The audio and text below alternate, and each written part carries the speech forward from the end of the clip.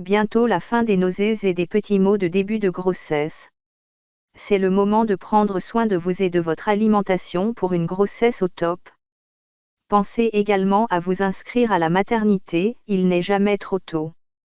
Du côté de bébé en cette 7e semaine de grossesse, la croissance et le développement se poursuivent. Son corps s'affine, s'allonge et se redresse tandis que son visage se dessine. Vous êtes au milieu de votre 2e mois de grossesse. 7 semaines de grossesse, votre corps, enceinte. Bientôt la fin des nausées et des petits maux de début de grossesse. C'est le moment de prendre soin de vous et de votre alimentation pour une grossesse au top. Les symptômes. Alors que se terminera bientôt le 2e mois de grossesse, les symptômes pourraient commencer à s'estomper. Les nausées, la fatigue et petits maux divers deviennent un peu moins présents. L'énergie n'est pas encore revenue mais vous êtes sur la bonne voie. Encore une fois, chaque femme est unique et certaines expérimenteront des nausées intenses pendant encore plusieurs semaines. Restez à l'écoute de votre corps mais faites-lui confiance et accordez-lui du temps. Vous fabriquez un bébé, il est bien normal que votre corps et votre esprit soient ébranlés. La poitrine change. Même si vous ne le voyez pas vraiment, votre corps continue de changer tout doucement et se prépare même déjà à l'allaitement. Vos seins augmentent de volume et sont aussi plus sensibles. Optez dès maintenant pour un bon soutien-gorge de grossesse ou d'allaitement, afin de maintenir confortablement votre poitrine et la mettre en valeur.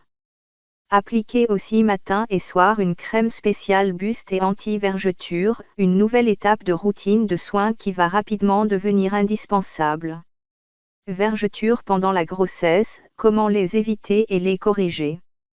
Les vergetures sont un lieu commun de la grossesse.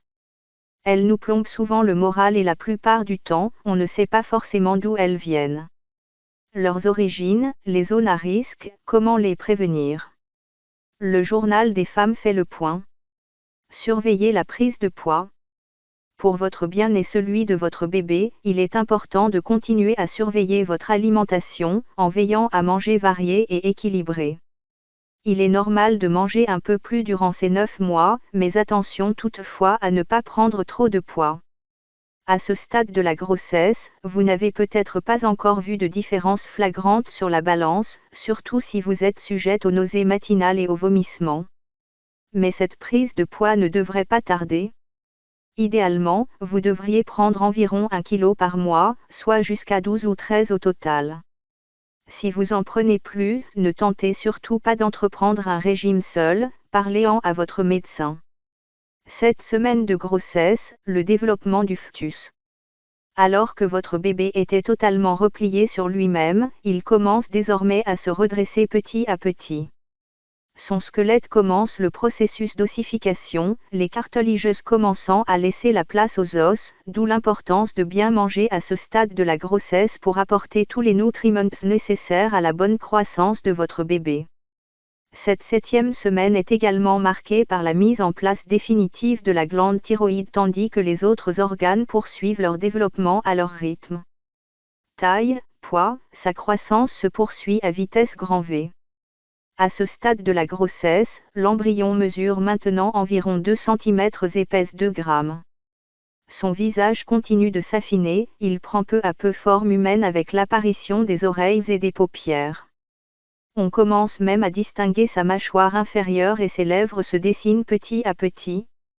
Sa tête est toujours très grosse par rapport à son corps, mais elle est de plus en plus nettement séparée de ce dernier car le cou apparaît.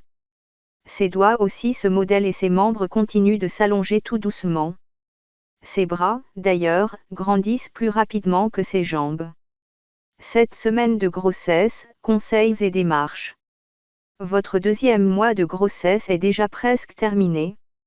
L'occasion de faire le point sur les différentes démarches médicales à ne pas oublier. N'oubliez pas votre première consultation prénatale.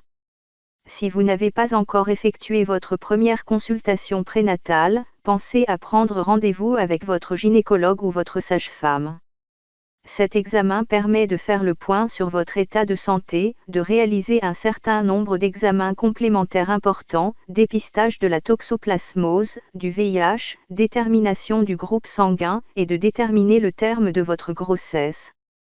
Il est également essentiel sur le plan administratif, car votre médecin ou sage-femme vous remettra, à l'issue de cette visite, une déclaration de grossesse à renvoyer à votre caisse d'allocation familiale et à votre caisse d'assurance maladie afin de faire valoir vos droits. Inscription à la maternité. Si cela n'est pas encore fait, pensez à vous inscrire sans tarder dans la maternité où vous souhaitez accoucher.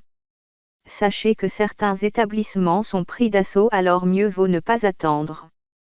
Pour bien choisir votre maternité, prenez en compte un certain nombre de critères: proximité de votre domicile, accessibilité, nombre de césariennes ou d'épisiotomies, confort des chambres, horaire des visites.